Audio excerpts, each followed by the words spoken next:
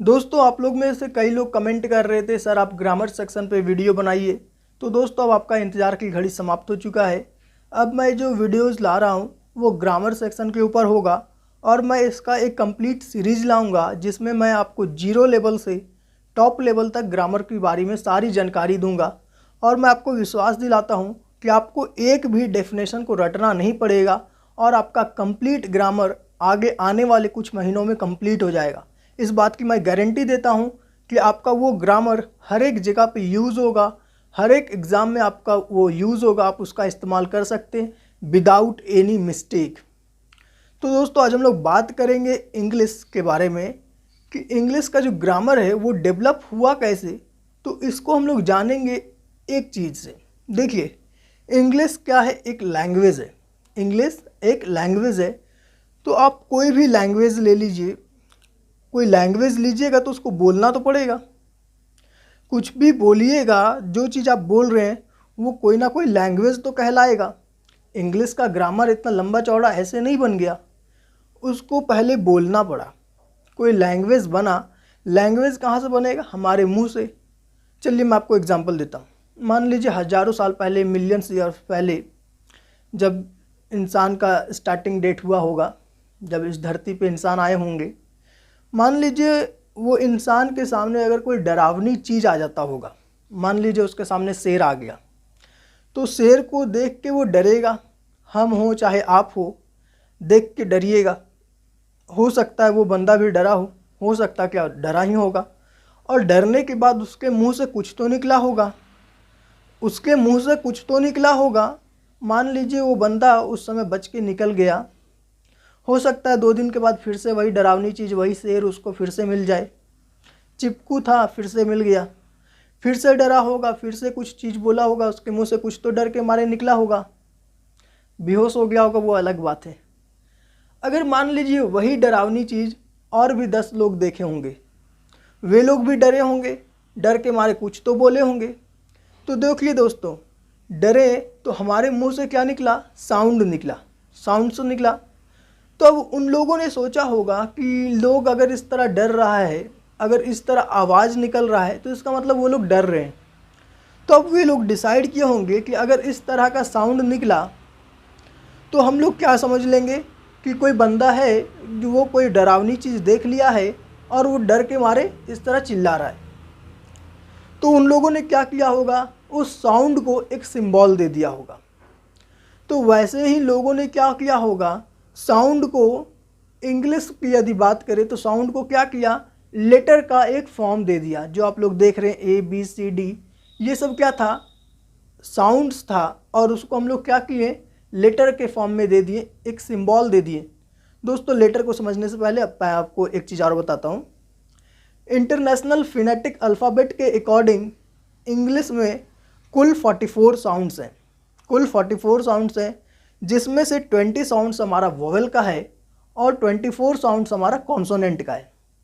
तो आपके मन में एक क्वेश्चन आना चाहिए, जब साउंड 44 था तो जब हम लोग इंग्लिश में अल्फ़ाबेट को लिख रहे हैं तो वो केवल 26 ही क्यों रहा? तो देखिए दोस्तों, कुछ साउंड ऐसे हैं जिनका सिंबल एक ही जैसा था, जिनका सिंबल एक ही जैसा था।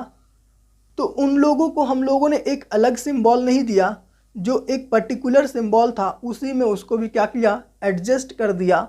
और ये जो 44 और 26 का ये जो डिफरेंस देख रहे हैं, ये इन्हीं कॉमन साउंड्स और कॉमन सिंबल के कारण आपको देखने को मिल रहा है। तो आपको समझ में आ गया होगा कि 44 साउंड और 26 साउंड के बीच में जो इतना गैप है वो कैसे गैप क्रिएट हुआ। चलिए अब हम लोगों ने देखा यहाँ पर कोई लैंग्वेज डेवलप हो रहा है साउंड से, और फिर साउंड को एक फॉर्म दे रहे हैं हम लोग, एक सिंबल दे रहे हैं लेटर के रूप में। अब लोगों ने क्या किया होगा? जो लेटर्स हैं उनका एक ग्रुप बनाना स्टार्ट किया होगा, लेटर का कुछ ग्रुप बनाना स्टार्ट किया होगा। और वो किस में फॉर्म हुआ? वर्ड्स के रूप में फॉर्म हुआ। और फिर उन वर्ड्स का क्या निकलता है? एक मीनिंग निकलता है। अब जैसे मैं बोलता हूँ कम, तो मैंने कम लिया, तो कम में कुछ लेटर्स हैं COME। इसको जब मैंने एक ग्रुप में रखा, इसको जब मैंने अरेंज किया, कम को, लेटर्स को जब मैंने अरेंज किया, तो इसका एक अपना मीनिंग निकल रहा है। एक अपना मीनिंग निकल रहा है। तो हमने बोला अगर लेटर्स को अगर हम लोग कुछ ऐसी तरह से अरेंज करें कि वो वर्ड्स के रूप में आ जाए और उसका अपना एक पर्टिकुलर मीनिंग हो, अपना एक पर्टिकुलर मीनिंग हो, तो वो साउंड्स क्या देगा, हमें एक पर्टिकुलर मीनिंग देगा, जिसके सुनने के बाद या लिखने के बाद हम लोग उसका कुछ मतलब निकाल सकते हो। दोस्तों अगर आपका यहाँ तक क्लियर है तो मैं आपको बताता हूँ साउंड्स 3 प्रकार के होते हैं।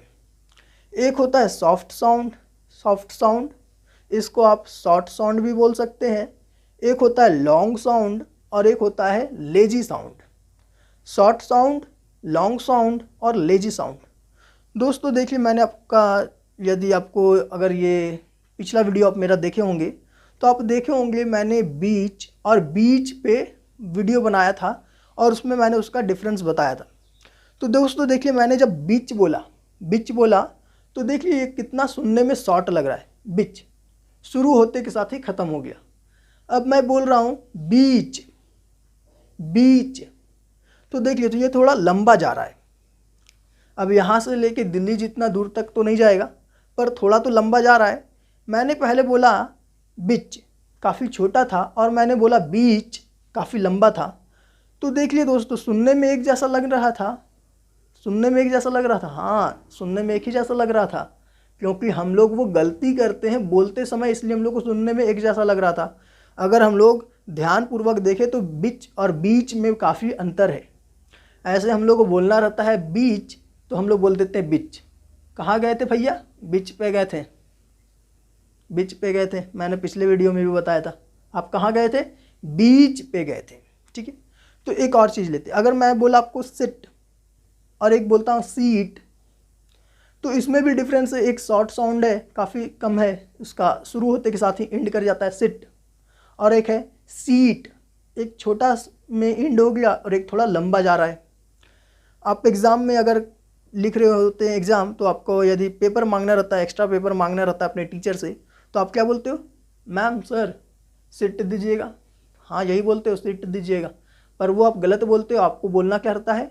सीट दीजिएगा। ठीक है, तो आप वहाँ पर शॉर्ट साउंड का यूज़ करते हैं, लेकिन होता क्या है वहाँ पर? लॉन्ग साउंड का यूज़ होता है। तो आप वहाँ पर एक कॉमन एरर कर देते हैं। तो सिट और सीट शॉर्ट साउंड और लॉन्ग साउंड के बारे में आपको पता चल गया। अब एक है लेजी साउंड, जो शुरू होता है तेज आवाज़ में और एंड करता है एकदम धीमे आवाज़ में। जैसे मैं बोलता हूँ टुडे, देखिए स्टार्ट हो रहा है ज़ोर से और एंड हो रहा है एकदम धीरे से। टुडे काफ़ी लेजी लग रहा है कि नहीं? तो साउंड 3 प्रकार के होते हैं, शॉर्ट साउंड, लॉन्ग साउंड और लेजी साउंड। चलिए यहाँ तक अगर आपका क्लियर है तो एक टर्म है एफिक्सेस। ये बोलता है मेरा 2 हाथ है, एक हाथ का नाम है प्रीफिक्स और एक हाथ का नाम है सफिक्स, और इन दोनों के बीच में जो रिलेट करता है उसको हम लोग कहते हैं रूट वर्ड। और वो रूट वर्ड क्या करता है? अपने अंदर कोई प्रीफिक्स को ऐड करता है और कोई सफिक्स को ऐड करता है और अपना एक मीनिंग बनाता है। जैसे मैं रूट वर्ड में लेता हूँ काउंट, मैंने काउंट लिया, काउंट का अपना एक मीनिंग है। चलिए मैं इसमें प्रीफिक्स में ऐड कर देता हूँ अन, तो आप इस अन को देखिए, क्या अन का अपना कोई मीनिंग होता है? तो आप बोलोगे नहीं, अन का अपना कोई मीनिंग नहीं होता है। पर मैं चलिए सफिक्स में ले लेता हूँ एबल, तो क्या एबल का अपना मीनिंग है? हाँ ज़रूर है, लायक है, तो अपना एबल का मीनिंग है। तो आप बोल सकते हो एफिक्सेस का अपना एक मीनिंग होता है और अपना एक मीनिंग नहीं भी होता है। अब देखिए यहाँ पर प्रीफिक्स में अन का अपना कोई मीनिंग नहीं था, पर सफिक्स में एबल का अपना एक मीनिंग था। तो आप बोल सकते हो कि एफिक्सेस का अपना एक मीनिंग हो भी सकता है और नहीं भी हो सकता है। अब चलिए यहाँ देखिए काउंट को। काउंट क्या है? एक वर्ब है, और जब मैं इसके साथ एबल को लगा देता हूँ तो ये क्या बन जाता है? काउंटेबल। और काउंटेबल जब हम लोग देखते हैं तो ये किस में चेंज हो जाता है? एडवर्ब में। काउंट वर्ब था, चेंज किस में हो गया? एबल लगाने के बाद एडवर्ब में। तो हम लोग बोले यहाँ पर एक फॉर्म दूसरे फॉर्म में चेंज हो गया, और इस चेंजेस को हम लोग बोलते हैं, ये क्या है? पार्ट्स ऑफ स्पीच है। ये पार्ट्स ऑफ स्पीच के कारण ये क्या हुआ? चेंज हो गया एक फॉर्म से दूसरे फॉर्म में। तो अब मैं बोलता हूँ कि पार्ट्स ऑफ स्पीच क्या है। तो पार्ट्स ऑफ स्पीच बोलता है कि मेरे आठ भाई हैं। कौन कौन से? Noun, pronoun, verb, adjective, adverb, conjunction, preposition, interjection, है कि नहीं। पार्ट्स ऑफ स्पीच के ये 8 भाई हैं। अब मैं बोलता हूँ, नाउन को लेता हूँ पहले। चलिए, तो नाउन क्या है? एक नेमिंग वर्ड है।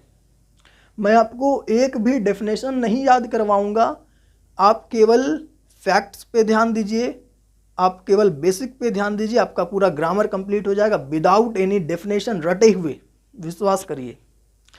यदि मैं नाउन की बात करूं तो नाउन क्या है? एक नेमिंग वर्ड है। कोई भी नाम हो, उस नाम को हम लोग कहेंगे कि ये नाउन है। तो कोई सेंटेंस में नेम है तो हम लोग कैसे पहचानेंगे? मैं पहचानना भी सिखाऊं। चलिए, मैं आपको एक सेंटेंस देता हूं। अंकित लाइक्स आइसक्रीम। अंकित लाइक्स आइसक्रीम। आप मुझे कमेंट करके बताइए कि इसमें नाउन कौन है। आप कमेंट करिए। अगर आपका आंसर सही होगा तो उसमें मैं हार्ट का सिंबल दे दूंगा, अगर गलत होगा तो मैं उससे करेक्ट कर दूंगा और अगले वीडियो में मैं उसका आंसर भी बता दूंगा। चलिए, मैंने बोला नाउन एक नेमिंग वर्ड है, तो नेम 2 तरह का होगा। नेम 2 तरह का होगा। पहला तो वो नेम चाहे तो आपको दिखेगा, और दूसरा वो नेम आपको नहीं दिखेगा। तो जो नेम आपको दिखेगा उसको हम लोग कहेंगे वो विजिबल है, और जो नेम नहीं दिखेगा उस नेम को हम लोग फील कर सकते हैं, महसूस कर सकते हैं, तो उसको हम लोग रखेंगे फील ऑनली के कैटेगरी में। तो नेम 2 तरह के होंगे, चाहे तो विजिबल होंगे या फिर फील कर सकते हैं, फील ऑनली होंगे। तो विजिबल में दोस्तों 3 प्रकार के नेम होते हैं। वो चाहे किसी पर्सन का नेम होगा, या किसी प्लेस का नेम होगा, या किसी थिंग का नेम होगा। ये थिंग वगैरह में ही एनिमल वगैरह सब आ जाएंगे। तो विजिबल में 3 तरह के नेम होंगे। वो चाहे किसी पर्सन का नेम होंगे, किसी प्लेस के नेम होंगे, या किसी थिंग के नेम होंगे। कब किसी पर्सन का नेम होगा, कब किसी थिंग का नेम होगा, कब किसी प्लेस का नेम होगा, कब किसी फील ऑनली का नेम में आएगा, इसके बारे में मैं आपको जानकारी दूंगा कल अगले वीडियो में। क्योंकि आज ये पहला क्लास है और मैं नहीं चाहता आपको पहले क्लास में ढेर सारा नॉलेज दे दूं और आपके माथे पर ढेर सारा वजन हो जाए और आप बोलोगे कि मैं तो थक गया। थकना नहीं है। आगे आने वाले कुछ महीनों में मैं आपका ग्रामर पूरी तरह से कंप्लीट करूंगा, वो भी बेहद ही ईजी वे में। तो आप मेरे साथ बने रहें और इस वीडियो को ढेर सारा प्यार दें। हम लोग मिलेंगे कल फिर से इसी टाइम पे। तब तक के लिए धन्यवाद। जय हिंद, जय भारत।